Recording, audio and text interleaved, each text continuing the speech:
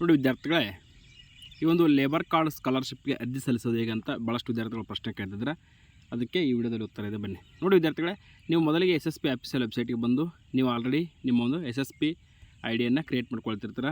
ಒಂದು ವೇಳೆ ಕ್ರಿಯೇಟ್ ಮಾಡ್ಕೊಂಡಿಲ್ಲ ಅಂದರೆ ಯೂಟ್ಯೂಬ್ನಲ್ಲಿ how to create SSP ID ಅಂತ ಹೊಡೆದ್ರೆ ಸಿಕ್ಕಾಪಟ್ಟೆ ವಿಡಿಯೋ ಸಿಗ್ತವೆ, ಅದನ್ನು ನೋಡಿ SSP ID ಕ್ರಿಯೇಟ್ ಮಾಡ್ಕೊಳ್ಳಿ.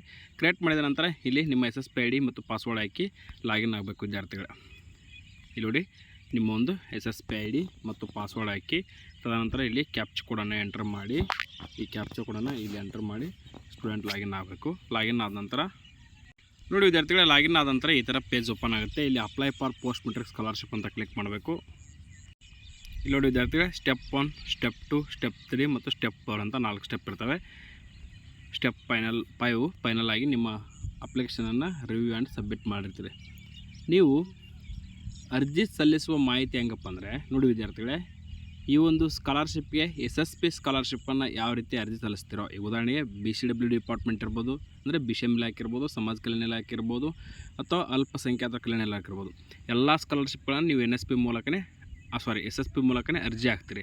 ಈ ಅರ್ಜಿ ಹಾಕುವಾಗಲೇ ಆಟೋಮೆಟಿಕ್ಕಾಗಿ ಈ ಒಂದು ಲೇಬರ್ ಡಿಪಾರ್ಟ್ಮೆಂಟು ಇಲ್ಲಿ ಅಪ್ಲೈ ಆಗುತ್ತೆ. ಯಾವುದೇ ಕಾರಣಕ್ಕೂ ಸಪ್ರೇಟ್ ಅರ್ಜಿ ಹಾಕುವ ಅವಶ್ಯಕತೆ ಇಲ್ಲ.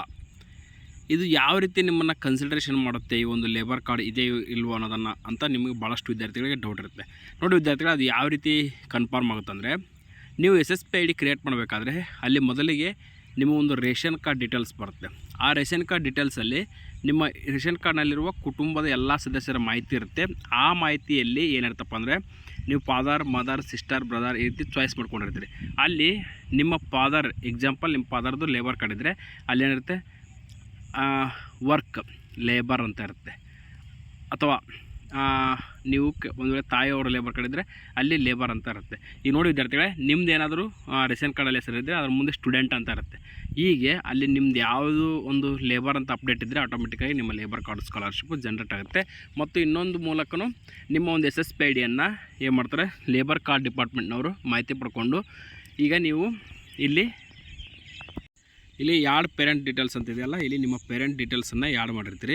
ಅಲ್ಲಿ ಆಟೋಮೆಟಿಕ್ಕಾಗಿ ನಿಮ್ಮ ಪೇರೆಂಟ್ ಡೀಟೇಲ್ಸ್ ಯಾಡ್ ಮಾಡುವಾಗ ಕೂಡ ನಿಮ್ಮ ಆಧಾರ್ ಕಾರ್ಡು ಡೈರೆಕ್ಟಾಗಿ ನಿಮ್ಮ ತಂದೆ ಅಥವಾ ತಾಯಿದು ಲೇಬರ್ ಕಾರ್ಡ್ ಇದ್ದರೆ ಅದು ಡಿಪಾರ್ಟ್ಮೆಂಟ್ಗೆ ಸಬ್ಮಿಟ್ ಆಗಿಬಿಡುತ್ತೆ. ಅಲ್ಲಿಂದ ನಿಮಗೆ ಮಾಹಿತಿ ಸಿಗುತ್ತೆ. ಹಾಗಾದರೆ ನಾವು ಅಪ್ಲೈ ಮಾಡಿದ್ದೀವಿ ಅಥವಾ ಇಲ್ವಾ, ಅಥವಾ ನಮಗೆ ಸ್ಕಾಲರ್ಶಿಪ್ ಸ್ಟೇಟಸ್ ಯಾವ ರೀತಿ ತಿಳ್ಕೊಳ್ಳೋದು ಲೇಬರ್ ಕಾರ್ಡ್ ಅಂದರೆ, ಇಲ್ಲಿ year wise labour student status ಅಂತ ಇದೆ ನೋಡಿ, ಇದನ್ನ ಕ್ಲಿಕ್ ಮಾಡಿ.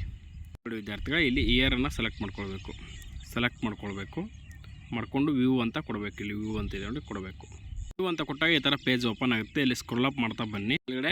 ಮೇಲ್ಗಡೆ ನಿಮ್ಮ ಎಲ್ಲ ಡೀಟೇಲ್ಸ್ ಇರುತ್ತೆ, ಆ್ಯಸ್ ಪರ್ ನೀವು ಕೊಟ್ಟಿರ್ತಕ್ಕಂಥ ಅಪ್ಲಿಕೇಶನ್ ಆಗಿರ್ತಕ್ಕಂಥ ಮಾಹಿತಿ ಇರುತ್ತೆ. ಇಲ್ಲಿ ಸ್ಕ್ರೋಲ್ ಅಪ್ ಮಾಡ್ತಾ ಬನ್ನಿ. ಇಲ್ಲಿ ಡಿಪಾರ್ಟ್ಮೆಂಟ್ ಇದೆ ನೋಡಿ, ಬ್ಯಾಕ್ವರ್ಡ್ ಕ್ಲಾಸಸ್ ವೆಲ್ಫೇರ್ ಡಿಪಾರ್ಟ್ಮೆಂಟ್. ಈ ವಿದ್ಯಾರ್ಥಿ OBC ವಿದ್ಯಾರ್ಥಿ ಆಗಿದ್ದರಿಂದ ಬ್ಯಾಕ್ವರ್ಡ್ ಕ್ಲಾಸ್ ವೆಲ್ಫೇರ್ ಡಿಪಾರ್ಟ್ಮೆಂಟ್ ಬಂದಿದೆ. ಅಪ್ಲಿಕೆಂಟ್ ವೆರಿಫಿಕೇಷನ್ ನೋ ಅಂತ ಇದೆ, ಇಲ್ಲಿ ಅಪ್ರೂವ್ಡ್ ಎಲಿಜಿಬಲ್ ನೋ ಅಂತಿದೆ. ಇಲ್ಲೇ ಇದರ ಕೆಳಗಡೆ ಒಂದು ಲೇಬರ್ ಡಿಪಾರ್ಟ್ಮೆಂಟ್ ಕೂಡ ಇದರ ಕೆಳಗಡೆ ಬರುತ್ತೆ. ಅದು ಇನ್ನೂ ಸ್ವಲ್ಪ ಲೇಟಾಗಿ ಅಪ್ಡೇಟ್ ಆಗುತ್ತೆ.